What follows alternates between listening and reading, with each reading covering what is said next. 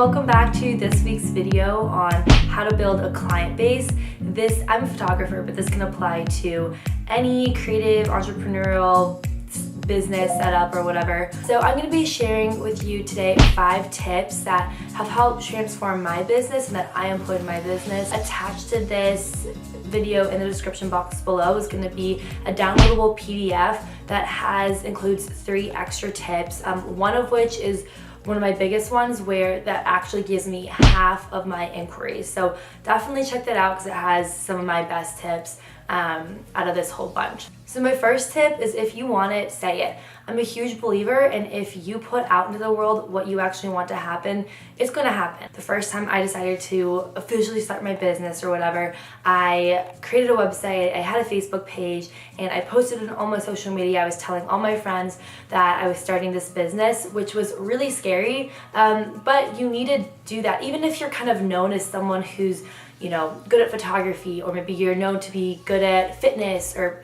videography or whatever, if you don't actually invite people to come and inquire with you, then it's really going to reduce the number of inquiries you get. I think it's all about reducing risk on the other person's end. So if you're inviting people to come to you and saying it's okay to talk to me, this is what I'm expecting, then people are going to be more inclined to do that. And I'm not just saying do this for the first time you ever start something. Make sure you're doing this every now and then, even if you have something established, to reinvite them every new season that you're offering something, to just remind people that they can come to you. Okay, so my second tip is, so if you're first starting out, or let's say you move to a new area, or you're just trying to get more business in a different market than what you currently have, ask and reach out to shoot with people that are your ideal clients. So I started my business in high school. When I came to college, which is 2 hours away from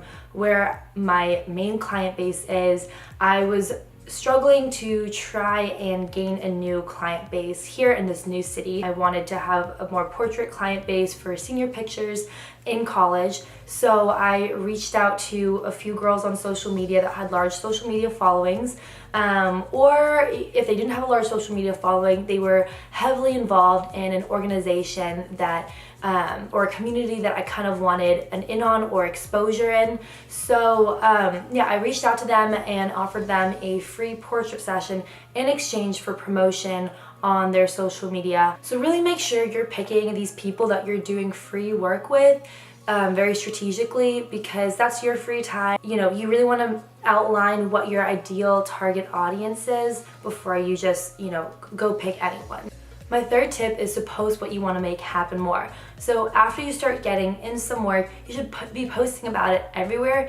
Even if you're just doing trade shoots or collaborations or free shoots, you should still be posting about it. People don't have to know that you're maybe not getting paid tons. If you're posting more, people are going to start associating you with whatever you're putting out there. Let's say your brand is already even established in one area. If you want to move towards a different direction in your industry, just start incorporating more of that new subject that you want to shoot. For example, some of my friends started out as doing a lot of family shoots, and they started not being as interested in family shoots and wanting to move towards more weddings, or just focus really specialized in couples or senior portraits. And so they started posting less of family photos and more of couple work or senior portraits. So make sure your feeds or what you're really putting out or talking about reflects what you want to be shooting. Okay, so my fourth tip is networking. I know networking can sometimes come with a bit of a negative connotation, but it really does help.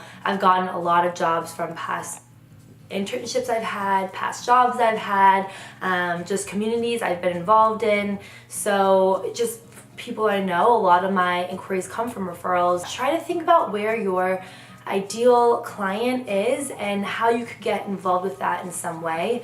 So for example, for someone who wants to be shooting weddings, then it might be helpful to actually reach out to wedding planners and getting lunches with them. They're gonna have a list of clients that they're gonna be sending vendor recommendations to.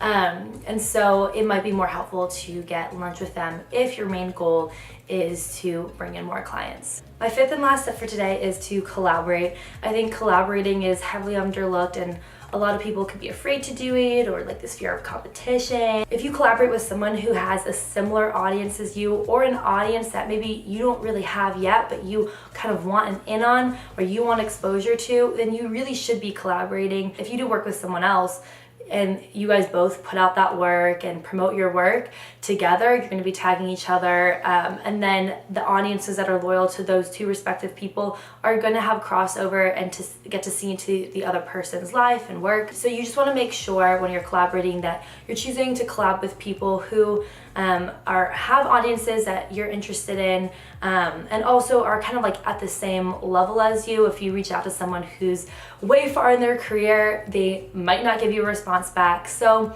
it's really helpful to reach out to people that are on your same level so you guys can grow together. An example in the wedding industry, since I'm a photographer, is styled shoots. A lot of photographers do styled shoots where they reach out to planners or stylists, florists, makeup artists, you know, all of that. The photographer shoots it, all of their work is contributed in some way, and then they post it, maybe try to submit it to publication. They get to know each other, it's kind of weaves into networking, and their audiences get to see and trust other vendors. So I have 3 more tips that you can get if you go to the link in my bio and download that PDF.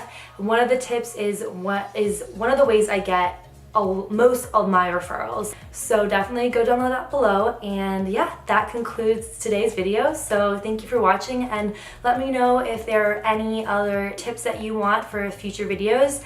And make sure to subscribe, share, comment, and like if you enjoyed this video. Thanks, bye.